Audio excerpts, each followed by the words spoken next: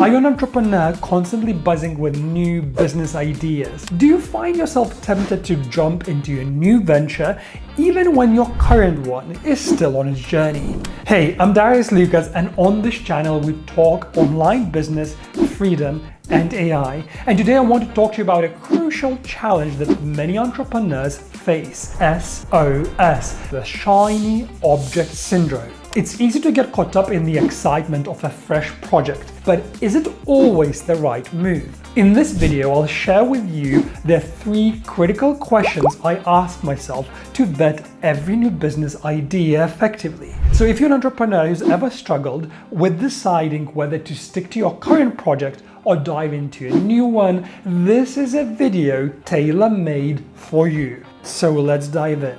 What's the need? A lot of the time, most of us have already a business, a project going on. And more often than not, that project hasn't reached its full potential. We are just getting distracted by coming up with this new thing that we might have seen online, with this new strategy, with this new type of product. And we think that we have to dive into this new thing and get it going and sort of abandon this current project, this current child of ours at the expense of starting something new. This is the worst possible thing that you can do to your business. And this is why I'm making this video and sharing what I do in these instances, because the desire to create something new, to come up with something new, comes up over and over again for us. It's human. So I pull out these 3 questions. And the first question I always ask myself is, what's the need I'm trying to fulfill here by starting this new project? Because the answer really lies within ourselves. And most of the time, it's the need for variety, because this current business has become a little dull or something, and we just want to jump into this new thing. But having asked myself this question, what is the need that I'm trying to fulfill? I write down the answer, and as I say, most of the time it is variety, it is being dynamic, it is being creative. I always ask myself, how can I fulfill this need outside of my business? So it's pretty much like being married to the same partner for multiple years. You have to find new ways to re-energize that relationship. You can channel that need for excitement, the need for curiosity, the need for dynamism outside of these parameters of a business, of a relationship. So in this business case, I always go and sort of start a new hobby. This is how I picked up my samurai training, because I didn't want to get distracted from my language schools. Or, I come up with a trip that I'm embarking on. I always come up with something that will give me that sense of variety, so I could stay focused on my main business, my main project,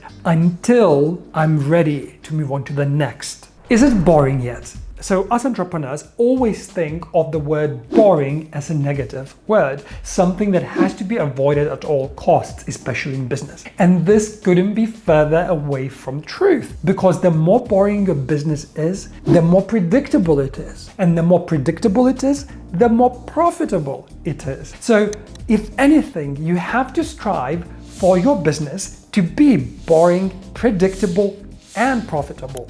So I've learned that early on through a bunch of mentors that I worked with, and I realized that I needed to tame that desire for variety, that desire to create something new, the desire to start a new project, and really focus on what's there. My current business, the language schools, that was my business for 7 years until I started this one that you sort of been seeing as being featured in these videos. So my second question naturally is, has this business become boring yet? And that is a criteria question, because if it hasn't become boring yet in a sense of predictability and cash flow, aka profitability, I'm not gonna start a new thing, because business and the market always reward consistency over variety.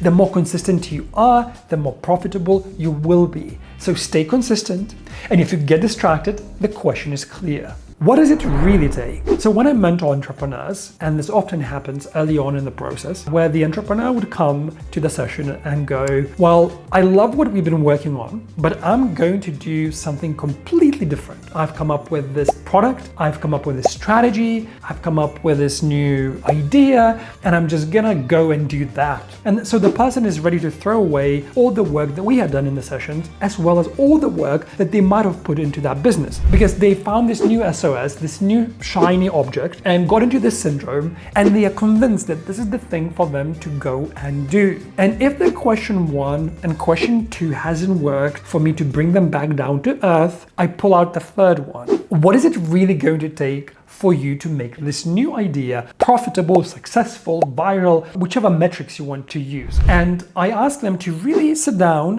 and within 5 minutes on a piece of paper, not verbally, on the piece of paper, tell me what's the time cost, what's the financial cost, what's the team cost, and what's the energy cost. So once they go through these 4 categories, they often sober up and go, well, hey, I can't make this happen. It's impossible. Like, I don't have the time. And I do this very exercise with myself because as an entrepreneur, you do get very excited. You do want to go and do these new exciting things, and nobody tells you not to do them. However, you need to get the timing right, because being good at timing means having a profitable business. But of course, if I do go through these 3 questions and I manage to answer them in a way that I see that I can definitely embark on a new project, I go on and do it. But for example, it took me 7 years at my first business until I gave myself the green light to fully go and do something else and dedicate my time into building a new business. So in the comments down below, let me know what is that one project, one business idea that you are focusing on right now and you want to stay loyal to.